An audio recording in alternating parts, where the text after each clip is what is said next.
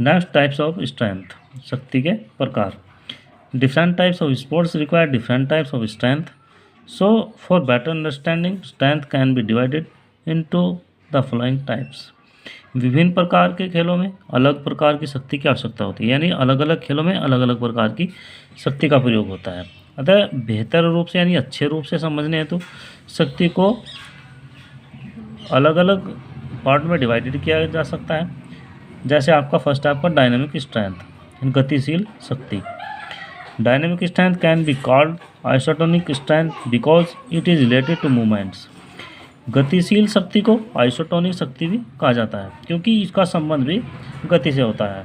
In pullups and pushups we require dynamic strength. उदाहरण के लिए पुलअप्स और पुशअप में गतिशील शक्ति का प्रयोग होता है।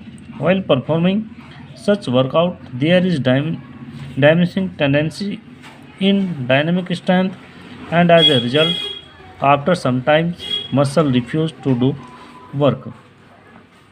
ऐसे व्यायाम में गतिशीलता में धीरे धीरे कमी आने की प्रवृत्ति होती है, जिसके परिणाम स्वरूप कुछ समय के उपरांत जो हमारी मांसपेशियाँ मसल्स हैं वो अपना काम करने में सक्षम नहीं रहती, क्योंकि वो बहुत थक जाती हैं और जब लंबे समय तक काम करते करते वो अपना काम करने में या अपना कार्य करने में सक्षम नहीं रहती।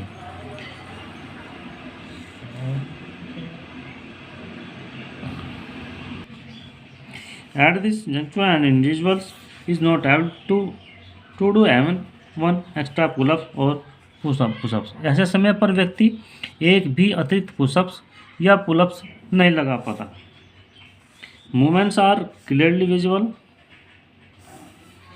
when someone use dynamic strength in each sports movement. Strength appears in a different form. Generally, dynamic strength can be divided into 3 parts। जब कोई व्यक्ति या कोई प्लेयर्स गतिशील शक्ति का प्रयोग करता है तो जो गति है स्पष्ट रूप से दिखाई देती है, और प्रत्येक खेल की गति में अंतर होने के कारण उनमें अलग अलग प्रकार की गतिशील शक्तियों का प्रयोग होता है। ये गतिशील पर जो गतिशील शक्तियाँ होती हैं वो निम्न प्रकार की होती हैं। फर्स्ट आपका मैक्सिमम स्ट्रेंथ, एक्सप्लोसिव स्ट्रेंथ और स्ट्रेंथ एंडोरेंस। अधिकतम शक्ति, विस्फोटक शक्ति और शक्ति यानी सहन क्षमता, शक्ति सहन क्षमता।